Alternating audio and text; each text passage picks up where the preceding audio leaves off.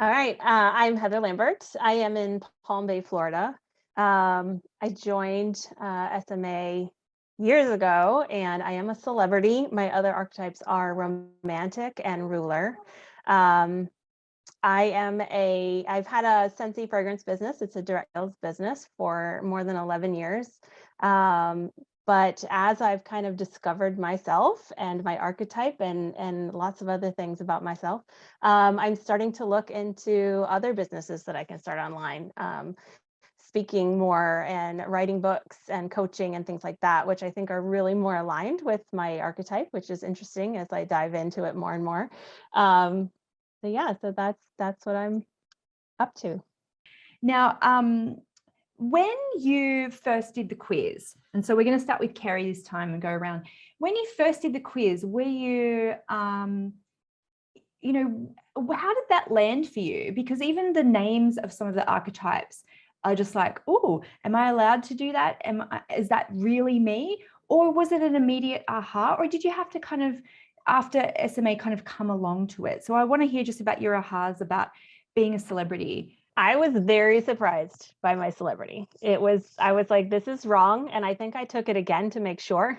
And you know how sometimes your archetypes can shift and change over time? Mine has always been very, very strong celebrity first, no doubt whatsoever. And even romantic and ruler, very strong top three. And then the rest are like, but it really surprised me at first because I was always told growing up that I was shy. I was shy. I was didn't make friends easily. I was just a shy girl. My mom tells stories all the time about hiding behind her leg, and they had to pay me $1 to do a cartwheel at cheerleading tryouts when I was 7, because I wouldn't do anything until they paid me $1. And so that was the story and my identity growing up forever. I was shy, and then I found teaching, and I became a teacher, and I was alive when I was teaching.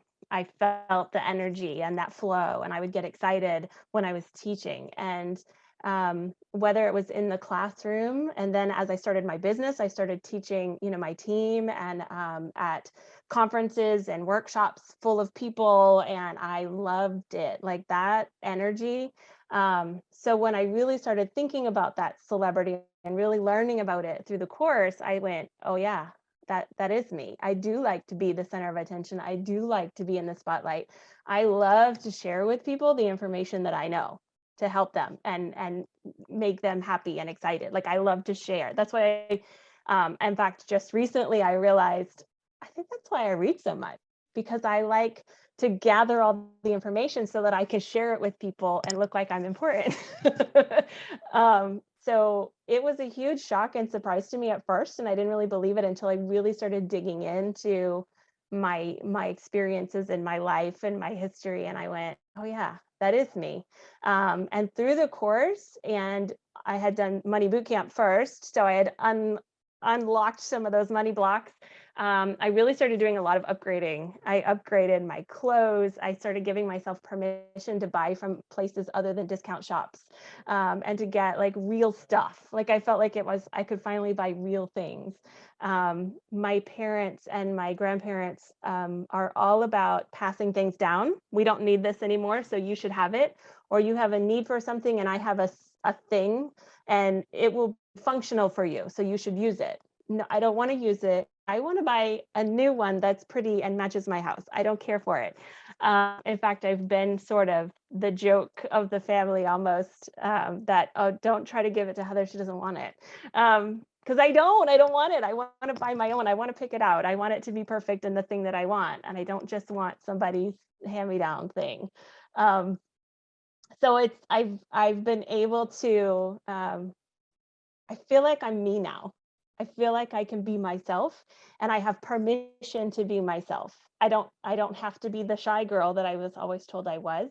Now that I realize who I am and that I am that celebrity personality, I can be the celebrity personality. And when I'm being my celebrity personality, it's when I have the most energy and I feel the happiest. And so coming into that, and there's still a lot of other stuff to let go of, but when I'm doing that, I feel the most powerful and the most confident. So really exciting. My other two, romantic and ruler, sometimes they contradict, but sometimes they really complement. So I love, to buy really nice clothes and really nice makeup, but I also want them to be simple and easy and efficient. And that's the ruler of me too. I want everything to be very efficient and easy, but it's got to be right and good and pretty and fun and all of the things. It's got to be what I want. So yeah, so the course was eye-opening for me, and it really helped me find myself, and I feel so much better being me now. So I want you to go back a little bit into your childhood and think of a particular story. And Rebecca, I'm sure you have other ones too, so please share again about this. But every archetype has been told from a young age that they're wrong in some way. The accumulators were saving their money in their piggy banks from an early age. The alchemists were told they're dreamers at an early age. And we were kind of told that who we are isn't valuable, or that we should change it. So I would love to hear a story about where, or even something, like Rebecca said about, I was called stuck up. Were you called a princess? Were you called a diva? Do you remember something where you kind of went, oh wow, maybe I shouldn't, be the center of attention, or maybe I shouldn't have desires, and maybe you're a bit shamed for it. So just connect back to that little baby celebrity that you were. And yeah, I was called goody two shoes when I was little. When I was younger, I was always the one that followed the rules and did her homework and got good grades. And they used to tell me that my report cards were boring, and why didn't I want to skip off with everybody else and have fun. And so being my best self and doing my best and shining, getting the rewards and the certificates and the honor rolls and all of that stuff was not cool. And I wasn't cool because I was doing those things. And that stuck with me. It still does to this day, I think. Sometimes when I do start sharing what I know and doing what I do best, there are people in my life that are still hanging around that think, gosh, what does she think? She thinks she's better than us. Or my sister, in fact, has said that to me more than one time. You think you're better than me. You think you know everything. So yeah, that sneaks up every now and then, and it's hard. And it's easy to just go find your hole again and go back to that old identity of being the shy, quiet little girl. But we have to remember who we are and remember that it's our gift, and that some people do need that information, and they need to see us being our best self in order to give them permission to be their best self, and to do their thing, right? Whatever it is. So yeah, I was the goody two shoes, and that still stops me sometimes to this day. Like getting out there and sharing, and what will people think? Will they think I'm better than everybody else? And who am I to think that? Well, I'm a celebrity and I'm amazing, so I need to just do it. I'm just curious, I suppose, and anyone can answer this one, we won't go around on it, but is that part of real thinking why you don't think you're a celebrity? Is because you don't think, because it's like, well, no, J-Lo's a celebrity, Amanda Francis is a celebrity, it's that cool kid kind of thing all over again. And especially for you, Heather, and feel free to unmute anyone, but does that come up for you of going, but hang on, how can I be a celebrity? Because that's celebrity in the business world now, kind of like the cool kids at school. So you talk about clothes, cool kids wear cool clothes. It made me think of when I went school shopping as a kid. My mom and my grandmother were all seamstresses. They all sewed. So we would go to the store and try on all the clothes. And then we would go to the fabric store and pick out patterns and fabric so she could make us the clothes. I never got to buy the clothes and wear the clothes. And I always had a hard time with that. But it's just the way it was, because that's what my mom did. But in the business world, I felt the most a celebrity in my business when they invited me to do a workshop and to speak at a conference, and they handed me a microphone. And I got to hold that microphone, and I went, oh, yeah, this is the thing. And I knew at that moment, like, this is where I belong. This is me. Like, that microphone just does something. Um, and so I always look at people, people on the stage that are speaking, that are giving the keynote, who are giving, facilitating the conversation, or who are sharing the information or teaching the thing. Those have always been celebrities to me. That's who I've always looked at as whoever's the expert, right? The expert in the room at the moment. And so when I got the mic and I said, "Oh, that's me too." So that's where I've always seen celebrity, and it is a little bit more polished, a little bit more put together. I remember when they asked me to speak too, I bought new makeup and I did do my hair, and I had a new shirt and a new clothes, and I made sure that the jeans I wore were the ones that fit just right, and that kind of a thing. So there is a bit of that to it, but it was that microphone. It's being the one with all the answers in the room. That's to me what celebrity meant. How many of you already offered this premium VIP service? As you said, white glove, bespoke, tailored. These are the words that you guys have used, which is perfect celebrity words, by the way. But one of your other archetypes was controlling the price, was controlling the boundaries, was controlling maybe even the business model. And, whether that was your nurturer of it has to be fair, or your connector, of like, I just want to help people, I shouldn't care about the money, or the maverick going, fuck that, I'm not going to follow everyone else's premium priced, bullshit rules. So has anyone gotten a high about that? I have a very strong romantic. So as much as I am a ruler and want to do all the things, even in business, and very celebrity and want to be upfront and the best and the way I want it, if it's too much work, I ain't got time for that. It really has to be simple and easy, or I just am not interested. So sometimes that gets in my way though, because in order to get what I want, sometimes I do have to do some stuff. And if that romantic is in front at the time, I struggle a little bit. So yeah, it's got to be easy, because I ain't got time for that.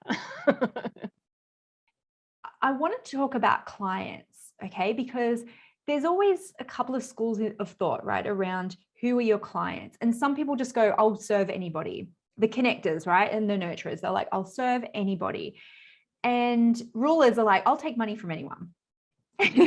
But often we're either teaching a younger or a less experienced version of who we are, or like Rebecca was saying, we're kind of teaching our opposite, and we've got the missing puzzle piece that they need.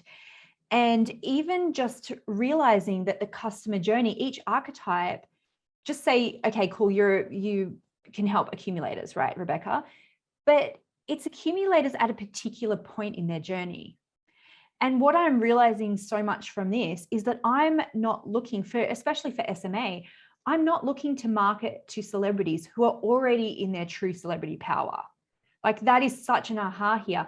I'm looking for the ones it's just under the surface and they need the permission to take it out, right? So even just from this conversation, I'm going back to the videos to say, this might be shocking and surprising to you.